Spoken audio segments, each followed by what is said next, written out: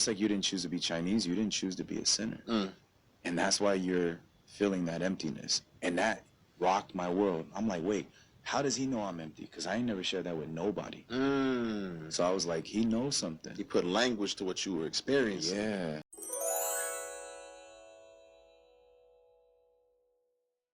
Care, you know. So the pastor was like, hey Johnny, good to meet you, you know, I heard a lot about you. And he's Asian, right? And he's like, we made some homemade black bean noodles. And he said, one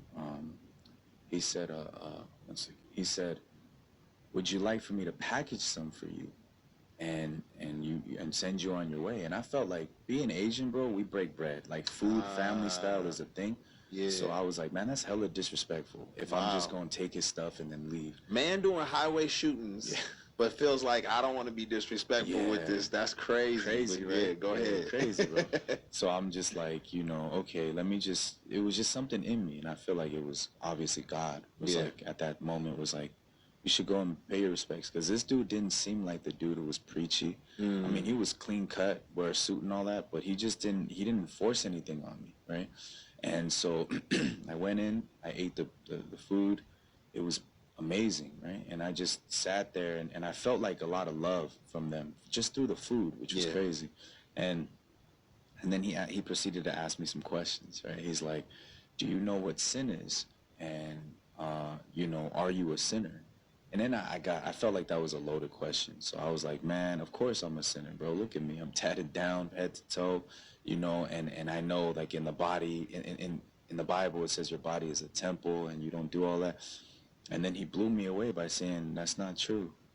He said, sin is not, you know, committing crimes and doing evil things. Those are symptoms, byproducts of the original sin.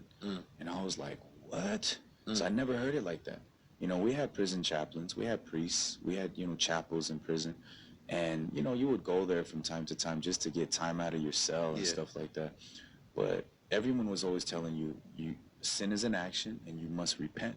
You got to do good, right? And you got to try in your heart. God knows your heart. But he said, like, nah, you're born evil. Just like you didn't choose to be Chinese, you were born that way. It was inherited, your father, his father. He said, Adam sinned. You know Adam and Eve. I said, yeah.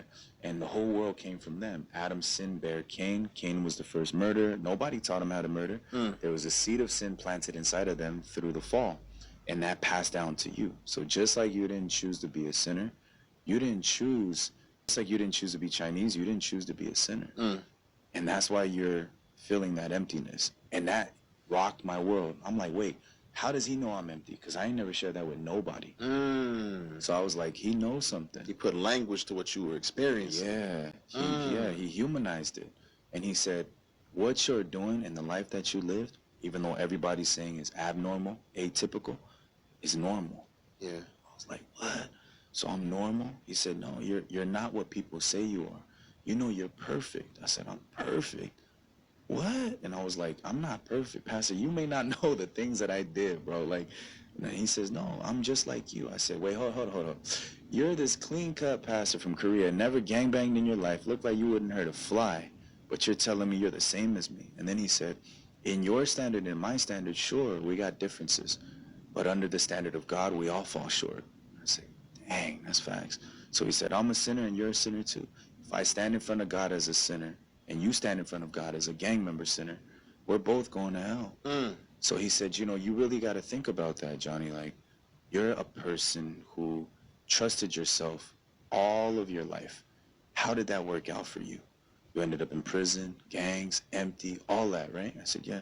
Have you ever tried to attempt suicide? I said, of course. He said, and it's because you were this imperfect person. You're trying to be perfect, got your GED, did all these other things, he said, and you kept falling short. So when you keep failing as an imperfect person, trying to produce perfection, of course you're going to end up empty because you keep failing. So you live in this roller coaster lifestyle, he said. Sin and then repent. Happy and then sad. Because when you're doing good, you're happy. Yeah. Then you mess up, sad, happy, sad, happy, sad, happy, sad, and then empty. And I was like, yo, this dude is literally dissecting my heart. And nobody has ever said, and he's not even from America. we're speaking through translators right now. So Word, this is all translated conversation. Translated. That's crazy. Yeah, so it's hitting me in a way where it's like, what? And so I never heard that before. All the books that I read, all that, never. First of all, shout out to the translator, whoever that was. Shout out to that translator, Facts, man. Yeah. Wow.